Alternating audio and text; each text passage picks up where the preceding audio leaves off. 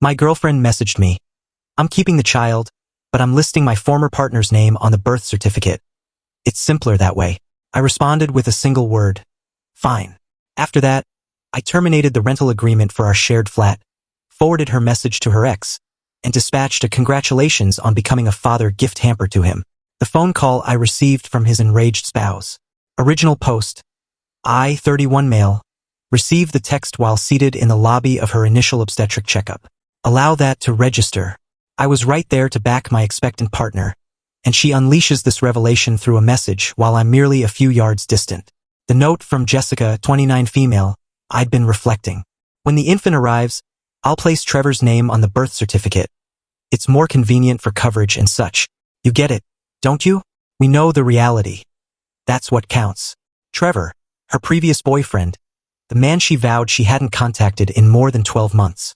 I peered through the glass panels at her in the consultation area, device in grip, not even glancing up to gauge my response. 2 years as a couple, half a year cohabiting in our residence, 3 months into the pregnancy with what I believed was our shared destiny. I messaged back just, fine. She genuinely grinned at her screen and flashed me a thumbs up via the window, as if I'd consented to grabbing groceries en route. The attendant summoned her for the scan. I stayed behind. Rather, I exited to my vehicle and remained there for a solid 20 minutes, simply absorbing it all. Then I reached some resolutions. Initially, I phoned my friend Alex, a paralegal in family law. Theoretically, if a person lists another guy's name on a birth certificate knowing it's not his offspring, does that count as deception? Without a doubt. How come? Merely wondering. One more query. If an individual's name appears on the certificate, but they can demonstrate they were misled, are they able to pursue legal action? Certainly. Deception, psychological harm, monetary losses. What's prompting this? I'll explain soon. Then I set to action. Our rental was on a monthly basis, both our signatures on the contract. I covered the entire payment since Jessica stopped working due to nausea from the pregnancy. Contacted the property owner, provided 30 days notice to leave. Completely lawful since we were joint renters and either party could terminate. Next, I conducted some online profile sleuthing. Located Trevor without much effort. Wedded 2 years prior to a lady named Monica. Their page overflowed with joyful duo snapshots, getaway images. His most recent update from the day before. Eager to begin a household with my wonderful spouse. Pal, you haven't a clue what's ahead. I captured Jessica's message on screen, set up a fresh email address, and forwarded it to Trevor with the header. Felicitations, you're about to be a parent. The email was straightforward. Your past girlfriend Jessica asked me to inform you she's expecting and intends to include your name on the birth certificate. She claims it's more straightforward. Figured you ought to be aware since you'll be lawfully and monetarily accountable. Cheers. Then, since I'm resentful and wounded, I visited one of those hamper delivery sites. Delivered a congratulations new dad assortment to Trevor's workplace, sourced from his professional network profile. The attached note stated, from Jessica and the little one, excited for your participation. By the time Jessica returned from her visit, I'd begun gathering my belongings. Hey love, apologies for your departure. All right? She inquired, showing no real worry. Yes, everything's fine, just recalled a professional obligation. She accepted it. Passed the night discussing infant titles, room shades. I agreed outwardly while inwardly listing items that were mine to remove. That evening, she received a message. Then another. Then her device began ringing nonstop. What on earth? She grumbled. Then her expression drained of color. Oh no. Update 1.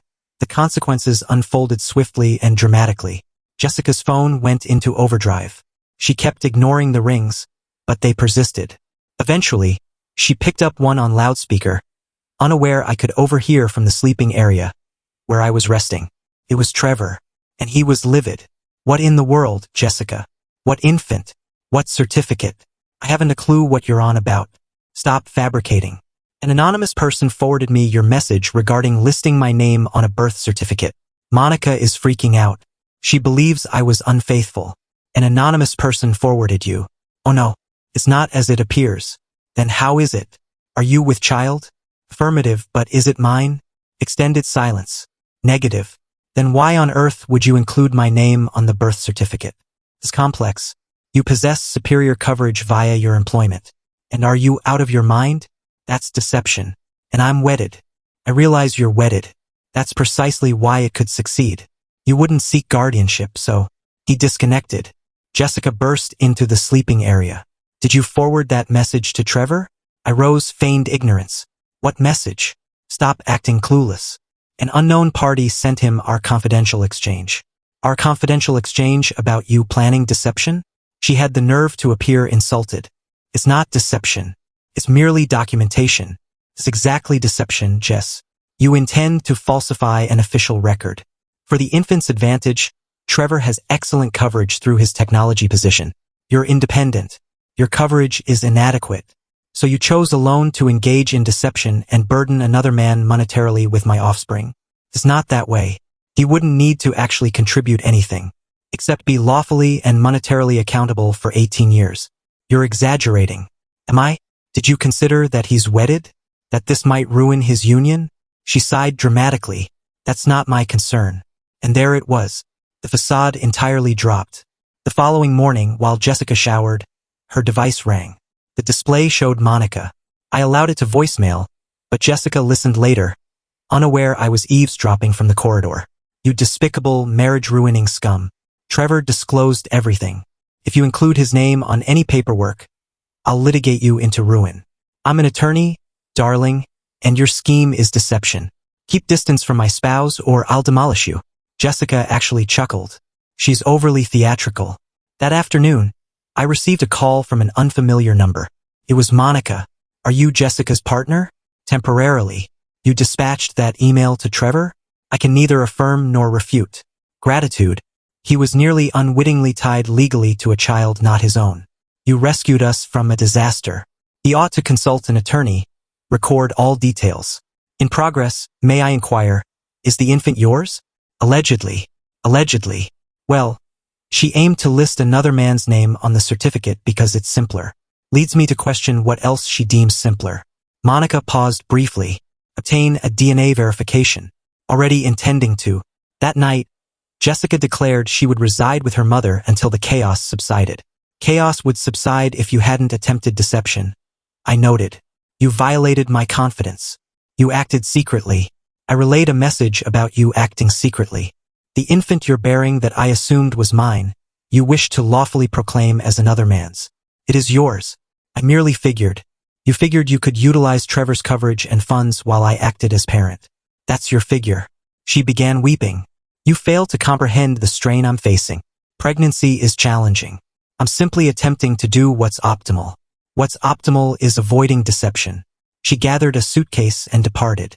20 minutes later, I received a message from her mother. Diane, how dare you upset my expectant daughter? She's vulnerable currently. I replied, your daughter attempted paternity deception. That's a serious offense in this jurisdiction. She was merely bewildered. Pregnancy changes. Changes prompted her to scheme deception. You're cruel. I ceased replying. The next day, I took leave from work and relocated all my possessions. Left the furnishings. It was primarily hers regardless, but I took all I'd purchased. Television, gaming system, coffee machine, the quality cookware. Vindictive? Perhaps. Gratifying? Definitely. Left a memo. Rental concludes in 30 days. Your mother can likely assist with payments. Best wishes with Trevor's coverage. Update 2. Jessica freaked out upon returning to a partially vacated flat and a termination notice. The messages began instantly. Where are you? Where are your items? The owner says you canceled the rental? You cannot do this. I'm expecting. Respond. This is unlawful. I'm alerting authorities. She truly did contact police. They phoned me. I clarified I terminated a monthly rental I was party to and removed my personal property. They informed her it was a non-criminal issue. Then the relatives mobilized. Her sibling Lauren phoned initially. You must step up and handle your duties. My duties? She intended to list another man's name on the birth certificate. She clarified it was for coverage reasons. That's termed deception, Lauren. It's against the law. You're deserting your offspring. I'm not deserting anyone. I'll undergo DNA testing post-birth. If it's mine, I'll participate. But I'm not remaining with someone who views deception as a relaxed fix for coverage problems. Her father, Robert, attempted next.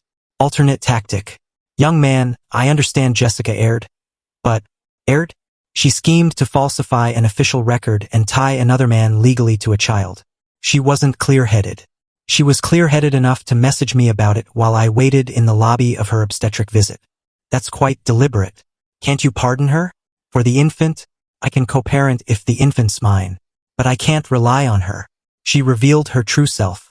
Meanwhile, the Trevor scenario intensified. Monica had launched full retaliation. She'd retained counsel to dispatch Jessica a formal warning letter, stating any effort to include Trevor's name on paperwork would trigger instant litigation. Jessica, in her boundless insight, chose to reconcile by contacting Trevor personally. I know, as Monica shared the captures with me, we'd stayed in touch, exchanging information. Jessica, hello, apologies for the mix-up. Can we discuss? No. Cease all contact. It's not what you assume. I simply required assistance with coverage. Trevor. That's deception. My counsel states further contact constitutes harassment. Your spouse forced you to get counsel? Domineering much? My spouse prevented me from being ensnared by my unstable ex blocking you. Jessica then attempted victim portrayal online. Shared about how certain individuals can't accept a woman striving to support her infant, and the betrayal when you believed someone cared. The responses weren't as anticipated. One shared acquaintance. Didn't you attempt to list your ex's name on the birth certificate? Another. That's outright deception, dear. Her relative. Lady, remove this, you're humiliating yourself. She erased the share in under an hour. Then the major twist. Jessica's mother phoned me in tears. Please return. Jessica's experiencing issues from the tension. What issues? Elevated blood pressure. The physician advises avoiding tension. Then she ought to cease attempting deception and manipulating others. How can you be so unfeeling? That's your infant. Is it? Since she was quite ready to legally declare it Trevor's. She erred. No, Diane. An error is misplacing keys. This was a deliberate plot to defraud and commit a serious offense. The blame shifts persisted for days. Images of Jessica appearing mournful. Notes about how the infant requires a parent. Tales of challenged expectant mothers. But here's the reality. I'd already sought legal advice. If the infant was mine, I'd pursue shared guardianship. Given Jessica's attempted deception, evidenced by her own messages, I held a strong position. Final update. 3 months have passed since the events. The infant arrived 2 weeks back. A small girl named Sophia. I attended the delivery, not inside the delivery suite. Jessica refused my presence there, but at the facility. I communicated via my counsel that I demanded DNA testing right away.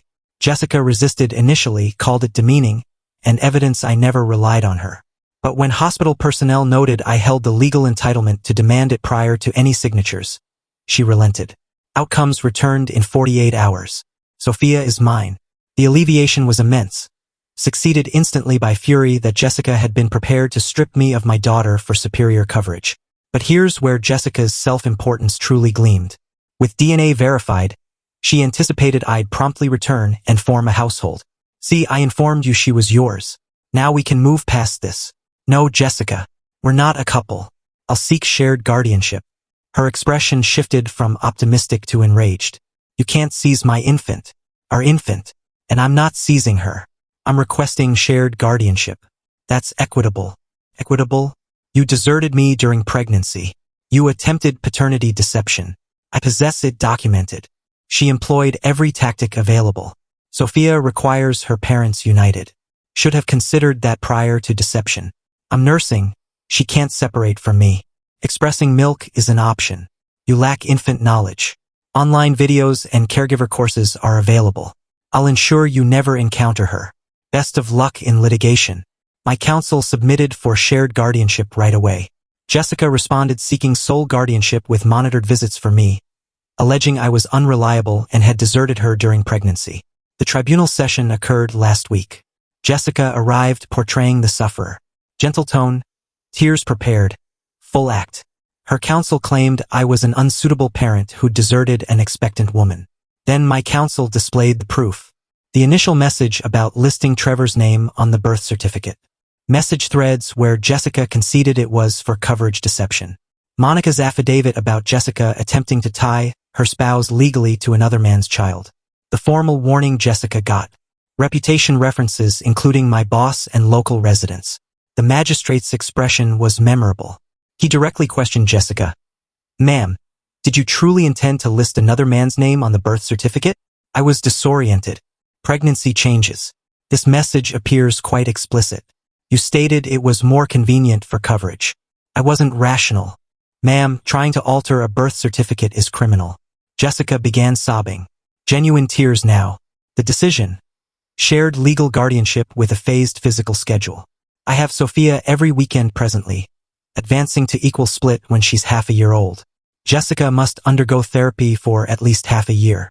Any parental interference efforts will prompt custody review. Jessica exploded, began yelling in the tribunal about how I was appropriating her infant, and the magistrate was biased against mothers. The magistrate cautioned her on contempt. Her mother had to forcibly remove her. The consequences have been noteworthy. Jessica's been informing all that I'm a neglectful parent who deserted her and appropriated her infant. Issue is, most now know of the certificate matter, so sympathy is scarce. Trevor and Monica? They're fine. She's expecting now, legitimately, and they mailed me a felicitations note when Sophia arrived. Possibly. But I believe we connected over evading Jessica's scheme. Jessica's mother still phones attempting blame. Jessica's facing difficulties. She requires rent aid. She should secure employment. She has a newborn. So do I. I continue working. You're merciless. No, I'm simply not a fun source. Jessica attempted one final tactic last week. Messaged a lengthy note about how she's pondered and matured and acknowledges her error. Perhaps we could retry for Sophia. I replied with a capture of her original certificate message. She labeled me a jerk. I ceased responding. Look, I'm not proud of certain vindictive acts. The hamper to Trevor's workplace was likely excessive. But I'm also unapologetic. Jessica was prepared to strip me of my daughter, engage in deception, and shatter another's union for superior coverage. She engaged in foolish actions and reaped foolish outcomes. Now I have my daughter 3 days weekly, soon equal, a pleasant single-bedroom residence nearer to my job, and a tribunal mandate safeguarding my rights. Jessica has a 2-bedroom she can't manage, a notoriety as one who attempted paternity deception, and a guardianship setup she despises but can't alter. She's ideal. Unconcerned with the turmoil, just seeks her feed and cuddles. I've established a full nursery, likely overdid the pink theme, but oh well. My counsel says Jessica's already probed modifying guardianship. Desires to relocate states with Sophia for a new beginning. The response was negative. She can't move without my agreement or tribunal permission, which she won't obtain given her record. The self-importance persists though. Last night she messaged inquiring if I'd pay her power bill for Sophia's benefit. I transferred $20 via app with note for Sophia's lamp. She called me pitiful. I sent another $5 with note for wipes. She restricted me on the app. Valuable. Anyway, that's my account. Didn't anticipate single parenthood at 31. But here we are. Sophia's worth every bit of the upheaval. And honestly, discovering Jessica's true nature before marriage or additional children, that hamper to Trevor might have been the finest $89.99 I ever invested.